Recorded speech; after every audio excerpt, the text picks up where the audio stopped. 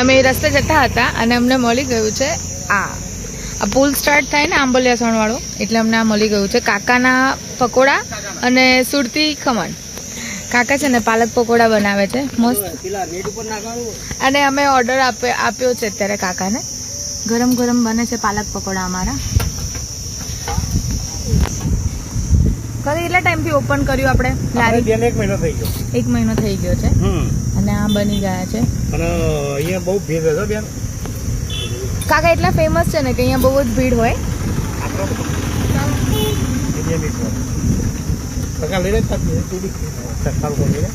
અને અહીંયા રસ્તે જતા આવતા બધા એમના ત્યાં આગળ ઉભા રહીને બનાવે છે.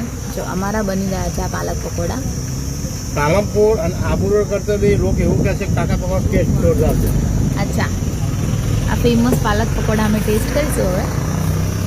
કાના જે હતા ને પાલક પકોડા એ પેક પણ કરીને આપે છે ઘરે.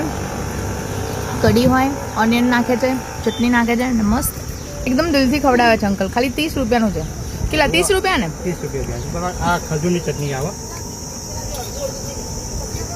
પછી આવી ચટણી આવે આપણા સોસ, પણ હું સોસમાં અંદર બીજી બનાવું. પછી આવી ગરમ મસાલો, પછી આવી કાળું મીઠું, પછી આ થોડું તેજ માટે પ્રાઇવેટ મસાલો ગેસ કાઢેલો. બરાબર, આનાથી ટેસ્ટ જોરદાર હતા. જય શ્રી કૃષ્ણ. અમારા ગામના વેવાઈ છીએ કોચવાના.